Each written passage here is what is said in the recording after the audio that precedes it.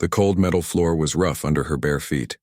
Sarah stood still, her hands tied in front of her with thin silver cuffs. Around her neck was a small glowing collar. It didn't hurt, but it reminded her of one truth. She was no longer free. Bright lights shone down from above. She stood on a raised platform surrounded by tall alien figures dressed in rich robes and polished armor. They sat in wide chairs, speaking in low voices and pointing at her as if she were a thing to be bought, not a person. Lot 329, the announcer called out. His voice echoed in the large room. Female human, age 19, strong build, trained in basic labor and control programming. Bidding starts at 2,000 credits, the crowd murmured.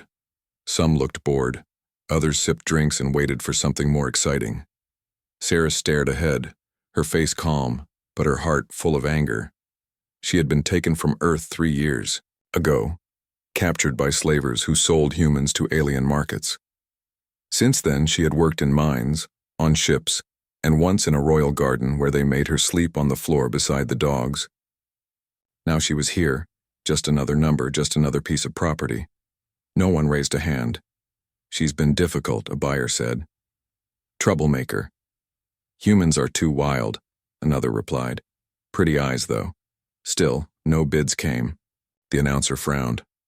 Lower the price, someone said. Then a quiet sound. A hand rose. Everyone turned. At the back of the room stood a human man. His clothes were worn, his jacket torn at the sleeve. His boots were covered in dust. He didn't look rich and he didn't look afraid. I'll take her, he said simply. The room went silent. A few aliens laughed. A human? Bidding? One scoffed. Is this a joke? The announcer paused. Do you have the credits, sir? The man stepped forward and handed over a small chip. The scanner beeped. The amount was correct. She's yours, the announcer said, surprised. The collar on Sarah's neck clicked open. The cuffs fell to the floor. Still she didn't move. The man walked up to her and offered his hand. She looked at it, confused. Come on, he said gently. We're leaving. Slowly, Sarah stepped down from the platform. Her body was tense. She didn't trust him. Why would she? No one ever helped without wanting something in return. She followed him through the crowd, every pair of eyes watching. Whispers followed them. Outside, the spaceport air was colder. He led her to a small ship that looked like it had been through a war. Its paint was scratched and a part of the wing was dented. The name, the Resolute, was barely readable on its side. Inside the ship, she waited for orders, but he didn't give any.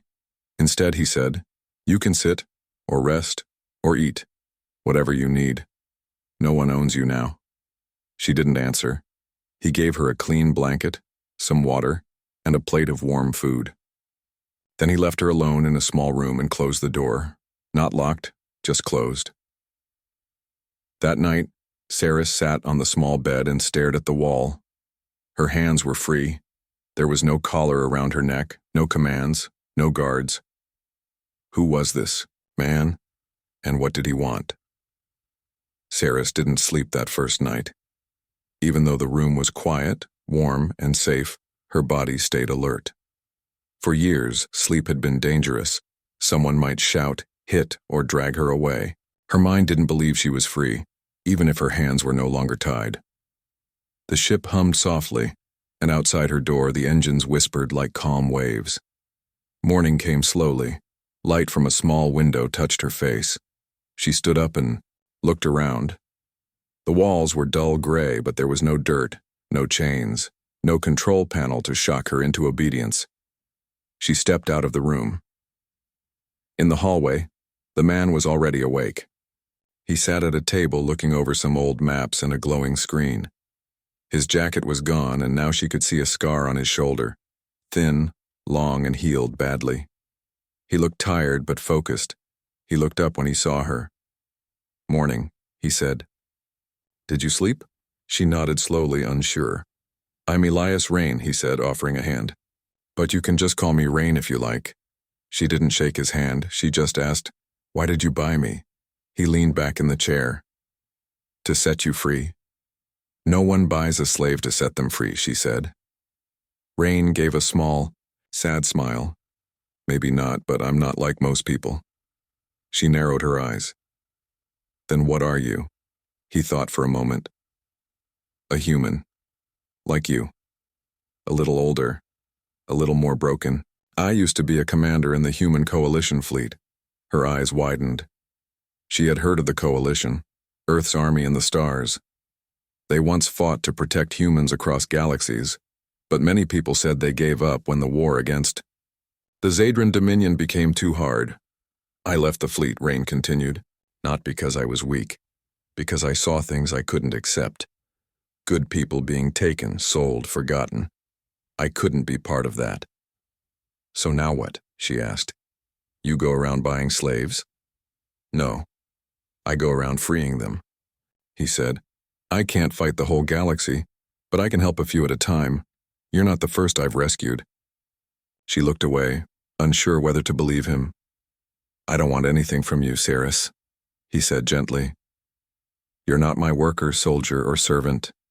You don't owe me anything. Her voice was quiet. Then what am I supposed to do? Now? Whatever you want to do. His answer scared her more than any threat ever had. All her life, others had told her what to do, where to go, how to act. Now she was free, and she didn't know what freedom even meant. They traveled through space for 3 days. Saris didn't speak much, but she watched. She learned that the Resolute was old but fast. It had many small rooms, secret hiding places, and a simple control panel that Rain let her touch when he showed her how the ship worked. He didn't treat her like a guest or a prisoner. He treated her like a person. On the 4th day, they landed on a quiet moon station to refuel. The place was small but busy, filled with traders, travelers, and machines. Rain went to buy supplies, and Saris followed. As they passed a terminal, she paused. There, on a screen, she saw shipping codes from the Zadran Dominion. She recognized them. She had memorized many like them during her time working in their docks. These were transport codes for human slaves, hidden behind fake labels. Without thinking, she stepped forward and typed quickly. Her fingers flew over the screen, breaking through simple security. Rain turned, surprised. What are you doing? She replied, These ships are carrying people. I know the codes. I used to log them. I can find where they're being sent. In less than 2 minutes, she pulled up a list, names, ship routes, locations. Her face was calm, but her heart was beating fast. Rain looked at the screen, amazed. You just broke into a Zadran data hub. She looked at him. Do you want to stop it or not? He smiled. I do, and now I know something else. What's that? You're not just free, Saris, you're brilliant. She didn't know what to say. As they walked back to the ship, something in her heart shifted. He didn't look at her like she was broken. He saw strength in her. He believed in her before she believed in herself. That night she sat in her small room and looked at her hands. No longer shaking, no longer bound. For the first time in years, she thought maybe, just maybe, she could become more than what they made her. Saris had changed. Not in a big way, but in small pieces, quiet and steady, like stars appearing one by one in a dark sky. She still didn't speak much, but her eyes watched everything. She began learning how to fly the ship. Rain showed her how to read the control panel, how to start the engines, how to plot a safe course through dangerous space. At first, she only listened. Then she asked questions. After a week, she sat in the pilot seat with quiet focus, guiding the Resolute through asteroid fields like she had done it for years. You have a good mind for this, Rain said one evening as they floated through a calm zone. You learn faster than most trained pilots I knew. Saris didn't smile, but something warm touched her chest. No one had ever said such things to her. Not about her brain, not about her skill. She had always been told what to do, never asked what she could do. That same night, Rain showed her the star maps of the outer zones. These are free colonies, he said. Hidden from the Zadran. They take in rescued people, give them homes, safety. Saris looked at the glowing dots on the screen. Why don't we go there? We will. But not yet, he said. There's more we can do first. She gave him a long look. You want to fight them? I don't want war, he said. But I won't run from it either. I want to stop the system that keeps taking people like you, like us. They didn't speak for a moment. Then she asked, How many have you saved? 23, he said. You're number 24. She paused, then said softly, Make it 25. He raised an eyebrow. I know where they're keeping others. That data I found, it had more names. One of them is my brother. Rain's face changed. You have a brother? I thought. He was dead, she said. But the log said he was moved to a prison colony, Galtar 7. It's deep in Zadran space. Rain frowned. That place is dangerous, armed, guarded. Getting in, getting out is nearly impossible. She looked at him, firm and clear. I'm going. He met her eyes for a long time, then slowly nodded. Then I'm going with you. They planned for 3 days. Sarah studied every map, every flight code. Rain taught her how to handle the emergency controls. She practiced with small tools, learning how to disable cameras and cut power lines. She was no longer quiet just to survive. Now, she was preparing to act. When they reached Galtar 7, the sky was black and stormy. Lightning cracked in the distance. The prison sat like a steel mountain on the edge of a canyon. They landed under Covey. Hidden by shadows. Rain gave Saris a small communicator. We'll stay close, but if we get split up, use this, he said. And no matter what happens, don't stop moving. They entered through a broken service tunnel. The air was thick, the walls old. Inside, the halls were filled with guards, tall Zadran soldiers with sharp armor and glowing weapons. Saris moved like a shadow, silent and fast. She remembered every layout from her days as a dock worker. She found the control room and hacked into the door system. Prison cells opened one by one. Then she found him, her brother, Lauren. He looked thinner, older, but when he saw her, his eyes widened. Saris? She ran to him and pulled him close.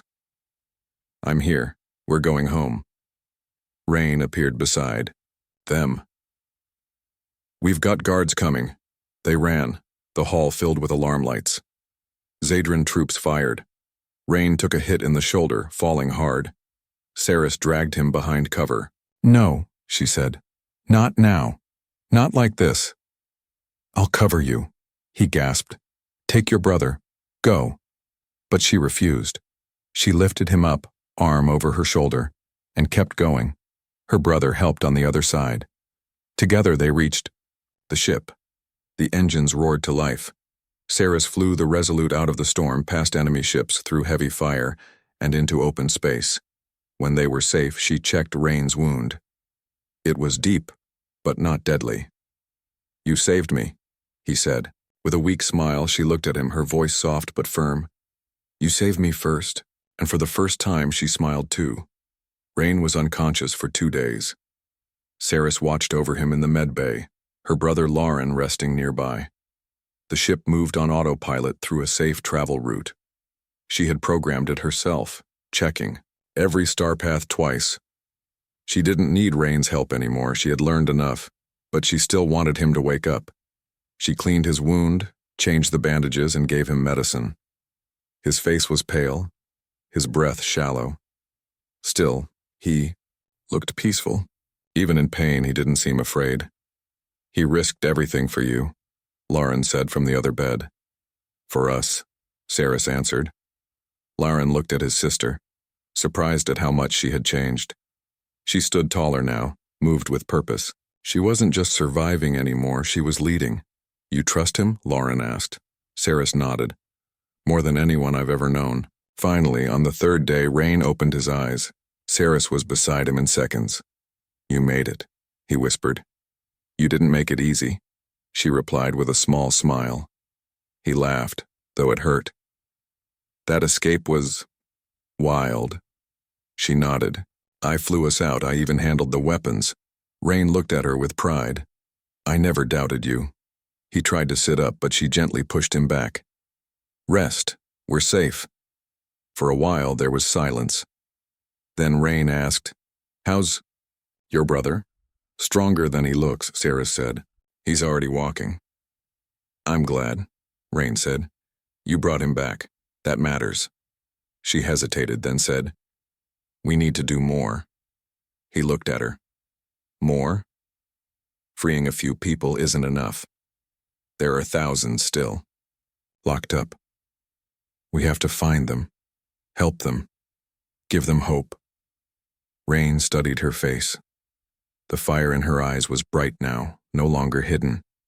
She wasn't afraid to speak. She wasn't waiting to be saved. You sound like a leader, he said, softly. She looked away. I don't want to be one. I can't look away anymore. That's what makes you the right one. The next few weeks passed quickly. Rain healed. Lauren recovered.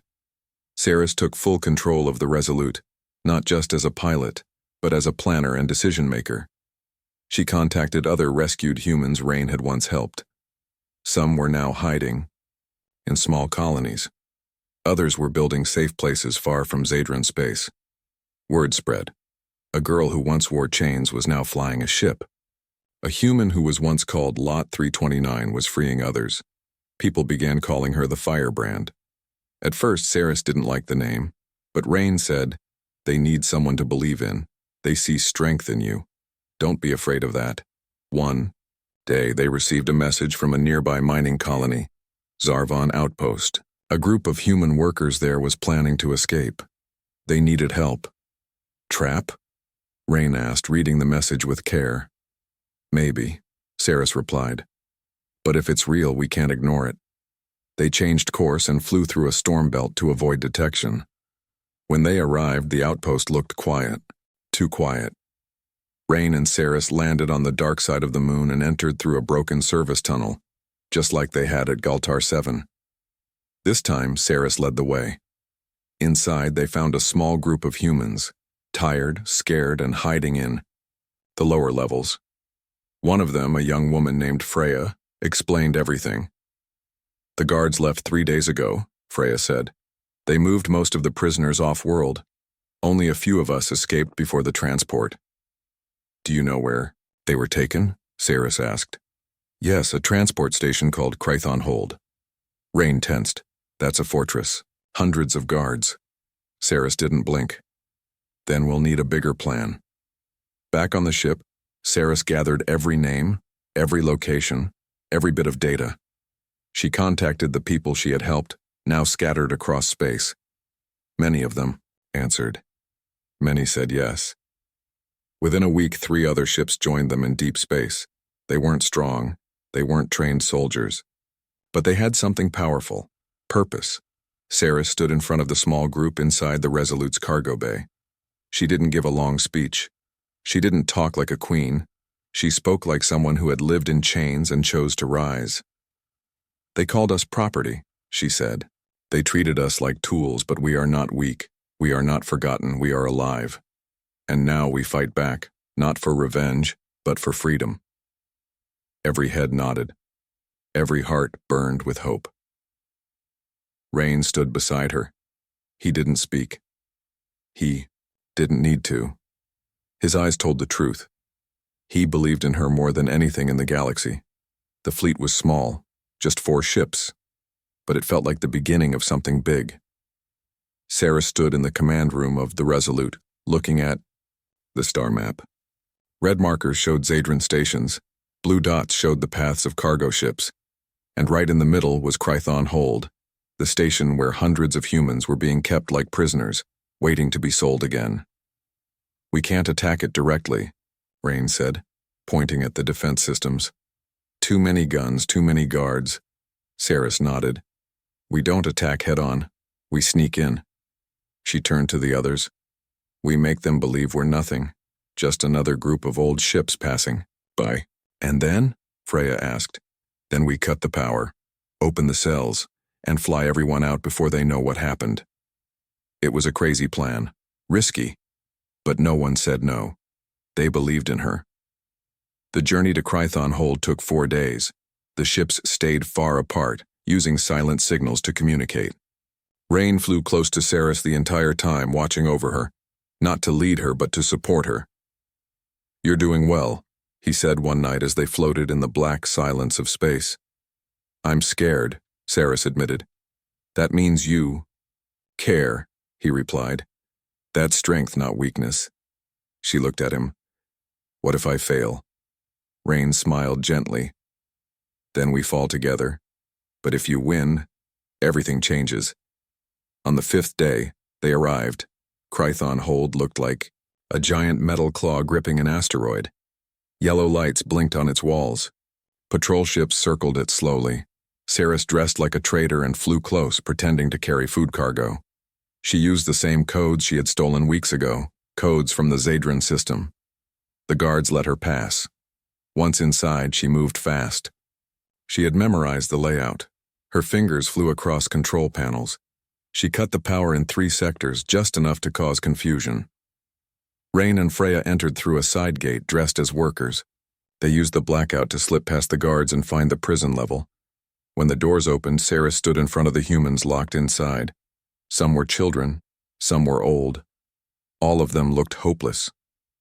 "You're free," she said. They didn't believe her at first. Then the alarms rang out, not for them, but for the guards. Other prisoners began to cheer. Some cried, some just ran. The escape was wild. The ships filled quickly. Every seat, every floor space, every storage room was used to carry people. Saris flew through the asteroid belt like a firebird, dodging Zadran fire and weaving between rocks. The ships escaped, one by one. The Resolute was the last to leave, its engines screaming. Back in safe space, the people clapped, laughed, and hugged each other. Some whispered Saris's name, others called her the Firebrand. But something new was spreading through the stars. Now they didn't just see her as a rescuer, they saw her as a leader. A week later, the small fleet landed on New Aria, a hidden planet run by freed humans. The leaders there welcomed Saris like an old friend. "We've heard what you did," said one of them. "You gave people hope." Saris shook her head. "I only flew a ship." "You lit a flame," the leader replied. "Now they follow you. You could be our voice, our future." Saris didn't know what to say. She wasn't born to lead. She was once a slave, forgotten by the stars. But when she stepped outside, hundreds of freed people gathered to see her. They clapped. They smiled.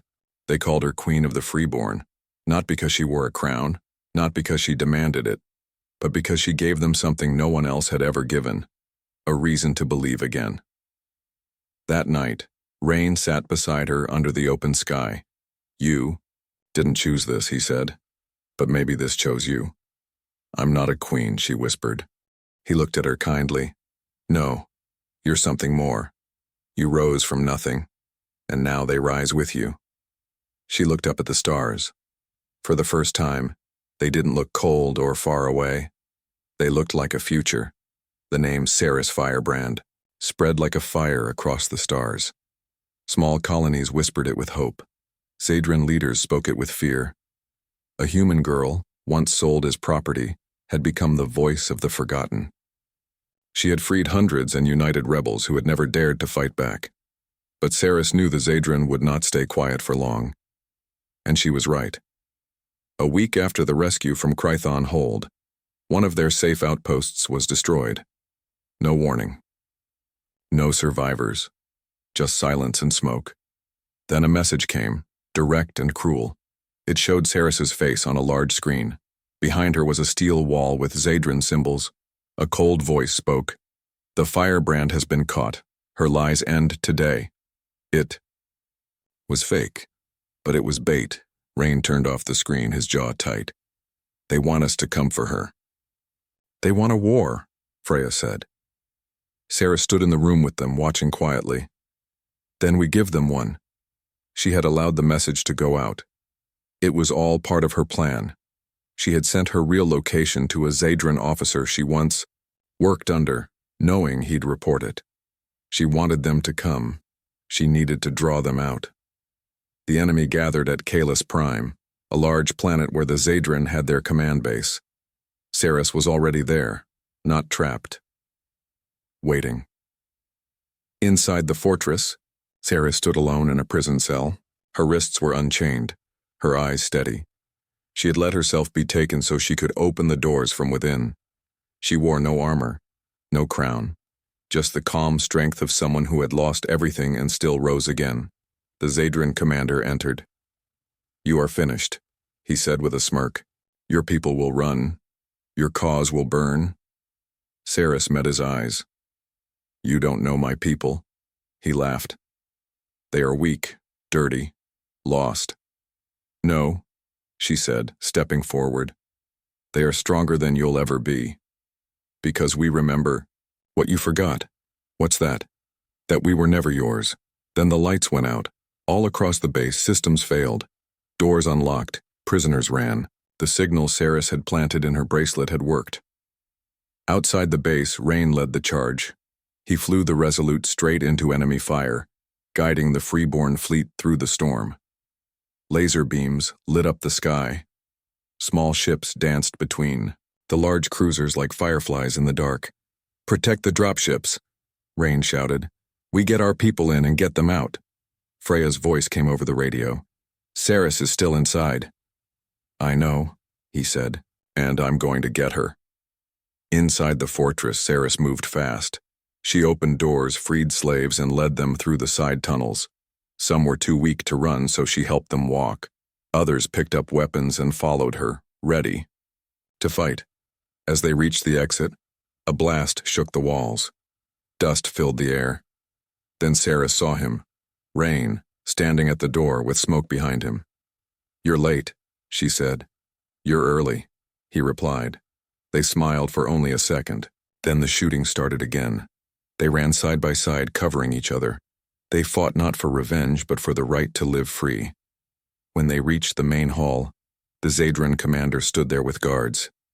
"You think you've won?" he shouted. "You think this matters?" "It matters to them," Saris said, stepping forward. "And that's enough." The guards moved to attack, but a blast from above shook the ceiling. One of the freeborn ships hovered outside, firing at the walls. The Zadran scattered. Saris and Rain helped the last group onto the ship. As the engines roared, Saris looked back at the burning fortress. It had once been a place of fear. Now it was a symbol of freedom. Back in space, the freeborn fleet cheered. They had won. Not just a battle, but a voice in the stars. Rain stood beside Saris as they looked out the window. "You did it," he said. "No," she said. "We did it." "You were more than brave," he said softly. "You were the fire that lit the way." Saris turned to him. "They called me property. They tried to break me, but you called me something else." "What's that?" She smiled. "Your queen." He didn't bow. He didn't kneel. He simply reached out and held her hand. And in that moment, with stars shining outside the ship and the sound of voices rising in joy, Saris knew the truth. She was not just a survivor, she was a leader, a symbol, a flame that could never be put out. News of the battle at Kalis Prime spread across the stars. The great Zadran fortress, once a symbol of power, had fallen to a group of escaped humans and rebel fighters. The Freeborn Alliance, once just a dream, had become real, and at the center of it all was Saris, the girl they once called Lot 329. Now they called her Queen of the Freeborn.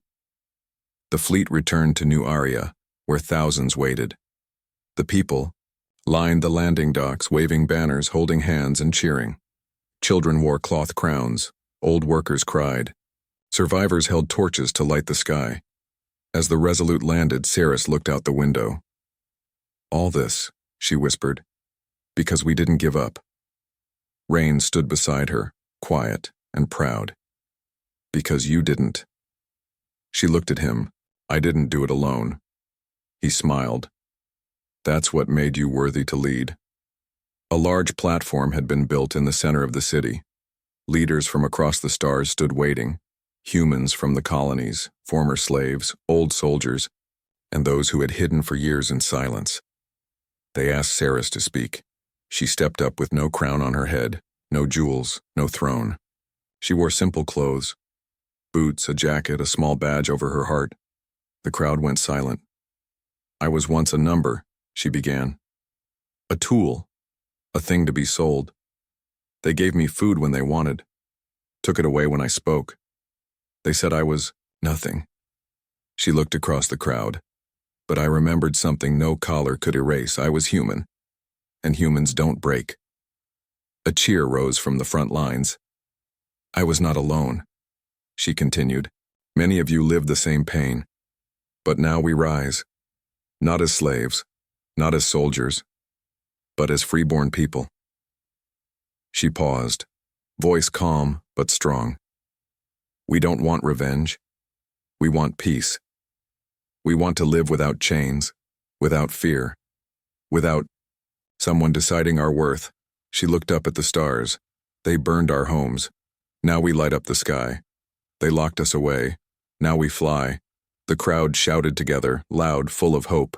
"Freeborn, freeborn, freeborn." That night, the stars above New Aria looked brighter. In the quiet of her room, Sarah sat beside a table looking at old files, maps, prisoner lists, coordinates of still lost colonies. There was still work to do. Still people to find. Still a future to build. Rain entered the room. "You should rest," he said gently. "I can't," she replied. "There's more to finish." He sat across from her. "You don't have to do it all alone anymore." She looked at him, then reached for his hand. "I know," she said. "That's why I want you here, not just as my partner in the fight, but beside me. Always." Rain's face softened. "Are you asking me to stay?" She nodded. "Not as a soldier, as someone who believed in me when I didn't believe in myself." He didn't speak for a moment. Then he said, "They called you property, but you were always a queen. I just saw it before the world did." She smiled. "Then stay with your queen. Help her build a better world." "I will," he said. And they sat together under the dim light, not as rescuer and rescued, but as equals, tired, changed, but unshaken. In the months that followed, the Freeborn Alliance grew. Colonies united. Old enemies turned into allies. The Zadran Dominion lost its grip on the outer systems. More prisoners were freed. More voices rose, and Ceres led, not with fear, but with fire and kindness. She refused to sit on a golden throne. Instead, she traveled ship to ship, planet to planet, listening, learning, giving strength to those who had lost it. She did not wear a crown, but across the stars, murals showed her holding a torch high, leading others from the dark. Children spoke, her name in stories. Survivors wore her badge with pride, and Rain remained at her side, not in front, not behind, but always with her. One day, as they watched a new fleet take off, a fleet made of freeborn ships painted with bright colors and hope, Ceres whispered, "We were nothing to them once." Rain replied, "And now we are everything to each other." She nodded. "Not just a name, not just a title." "No," he agreed. "A future." Together they looked to the stars, not as broken people, but as builders of a new world, and in that endless sky, Ceres, the girl who had once been a number, now shined brighter than any crown. She was free. She was fire. She was their queen.